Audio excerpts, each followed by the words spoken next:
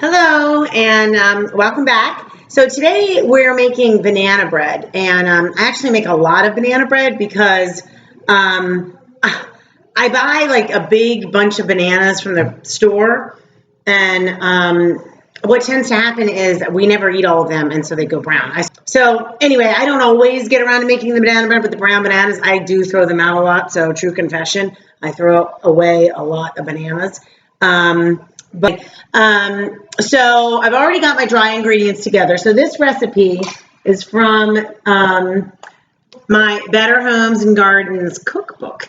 And this is the best banana bread recipe I've ever used. And I've tried several different ones. I've tried some like fancy ones that have buttermilk in them. And I've tried like ones with nuts and ones with chocolate chips. And I've realized that I just like straight up banana bread. Like 1.5 cups of flour, 1.5 teaspoons of baking powder, 1/4 teaspoon of baking soda, and then a bunch of spices. So I've done 1/4 teaspoon of ground cinnamon, and then now these other spices I add on my own. The recipe does not call for these other spices, but I like it spicy. So I do 1/4 teaspoon of cinnamon, and then 1/8 teaspoon of ground nutmeg, ground ginger, and ground cloves. So I got all those spices in there. All my dry ingredients are in there.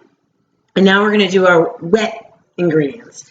All right, so I've got 2 bananas. So you want your bananas very ripe. These are like so ripe, the skin is coming off. They're gross. You never want to just eat them regular. But they add a lot of flavor to a banana bread because they're really strong flavored and they're very sweet.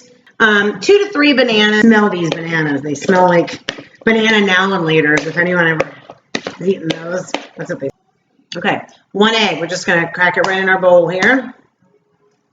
1/4 cup of cooking oil, whatever oil you want. All right, there's that. And then it's 3/4 cup of sugar. I practically had this memory. Sorry, I really need to get a new system here. I'm like hunching down on cooking. And then you can see my huge like man hands doing all the work. And maybe I should just do my hands and nothing else. My hands are so big, or they just look really big on the screen, I feel like. And I feel like Daryl Hannah in Splash, like I'm just gonna break open a whole lobster shell and all with my hands. I'm gonna shuck oysters on my next show. You see the power of my hands. Anyway, it's 3/4 cup of sugar. So get that in there with your wet ingredients. And then I also, I like to add vanilla extract, so just a little bit more flavor. So I do a 1/2 teaspoon of vanilla extract right down in there. So I just want to make sure that everything gets mixed together well. I'm going to, kind of scramble my egg in there with my banana and then mix in my dry ingredients so that everything is mixed together well. So here we go. Let's pour these down in there. So we're all mixed up in our bowl here, got our batter ready. I've got a loaf pan. You could do it in a cake pan, a loaf pan.